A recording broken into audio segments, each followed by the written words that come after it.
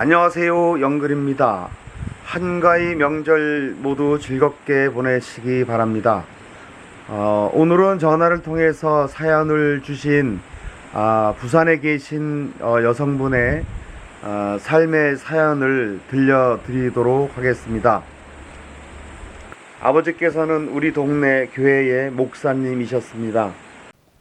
아버지는 우리 동네 교회의 목사님이셨습니다.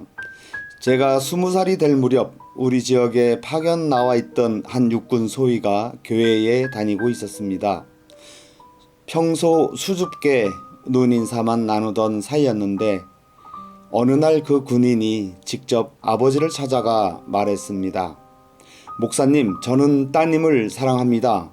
저와 결혼할 수 있도록 허락해 주십시오.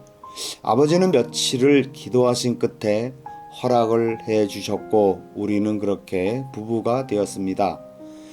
두 아들을 낳고 군인 가족으로서 발령과 이사를 반복하며 평범한 가정을 꾸려갔습니다. 그러나 어느 날부턴가 남편이 조금씩 변하는 모습이 보이기 시작했습니다. 춘천으로 발령이 났는데도 이사 얘기를 하지 않길래 물어보니 이번에는 혼자 관사 생활을 하겠다며 저와 아이들을 두고 발령지로 떠났습니다. 시간이 갈수록 집에 오는 횟수도 줄었고 마음속에 뭔가 불길한 예감이 자리 잡았습니다. 저는 전보를 치고 부대 근처로 아이를 데리고 찾아갔습니다. 그곳에서 들은 건 충격적인 소식이었습니다. 남편이 이미 다른 여자와 살림을 차리고 있었고 심지어 결혼식까지 올렸다는 사실이었습니다. 본부인과 두 아들이 있다는 사실을 숨긴 채 말입니다. 저는 그 집으로 직접 찾아갔습니다. 제가 사준 구두와 옷, 생활용품이 그대로 있었고 낯선 여자가 홈드레스를 입고 안주인 행세를 하며 앉아 있었습니다. 내가 소리쳤습니다. 내가 대위의 본부인이다. 그 순간 여자는 기절을 했는지 쓰러졌고 저는 속으로 생각했습니다. 이제 모든 것이 끝이 났구나. 친정으로 돌아온 저는 차마 말을 꺼낼 수 없었습니다. 남편이 유부남 신분으로 다른 여자와 혼례를 올렸다는 말을 그러나 할머니 앞에서 말을 해버렸습니다. 할머니, 아빠가 다른 여자랑 살고 있어요. 그 말에 친정은 발칵 뒤집혀졌습니다. 친정 엄마가 직접 남편과 그 여자를 불러내 단판을 지으셨습니다. 내가 우리 딸 버리고 다른 여자와 살 거면 자식 둘을 시댁으로 데려가라. 대신 퇴직금은 우리 딸이 가지고 가겠다. 한참의 실랑이 끝에 남편은 고개를 숙였고 결국 퇴직금을 받는 조건으로 아이들은 시댁으로 보내야만 했습니다. 그렇게 저는 빈손으로 돌아왔습니다. 그러나 시련은 거기서 끝나지 않았습니다. 남편은 새 여인과 삶에 미쳐 제 아이들마저 고아원에 버리고 말았습니다.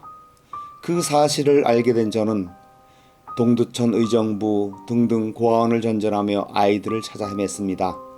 작은 아이는 고아원 옆에 버려져서 울다 파출소를 거쳐 시설에 들어갔고 큰 아이는 미국으로 입양을 가기 직전이었습니다. 한 달만 늦었더라면 두 아이를 영영 잃을 뻔했습니다.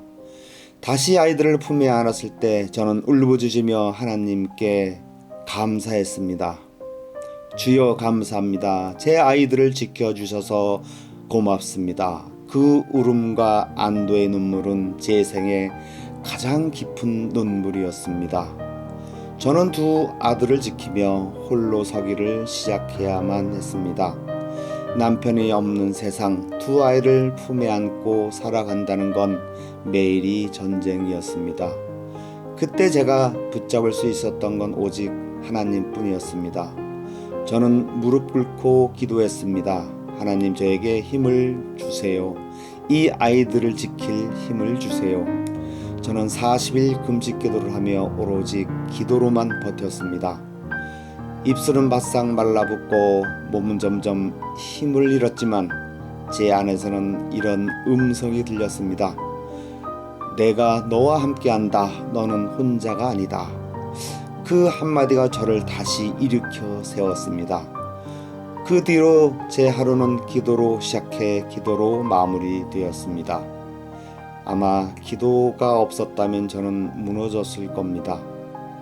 이제 나이가 들고 몸도 예전 같지 않지만 저는 여전히 믿습니다.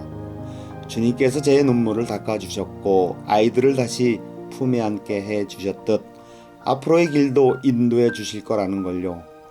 험난했던 지난 세월은 눈물과 고통이었지만 그 속에서도 하나님은 제 곁을 떠나지 않으셨습니다. 저는 압니다. 사람은 배신할 수 있지만 하나님은 결코 저를 버리지 않으신다는 것을. 이제 저는 새로운 인생을 준비합니다. 다시 따뜻한 하루를 맞고 다시 누군가 웃으며 밥을 나누며 더 이상 과거의 아픔에 묶이지 않고 살고자 합니다.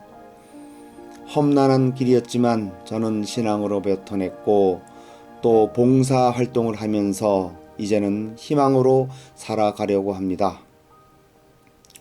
연글TV를 보다가 용기 내어 전화를 했습니다. 이렇게 곡절을 이겨내며 키운 아들들이 지금은 소식도 좀 뜸하고 하니까 서운하기도 합니다.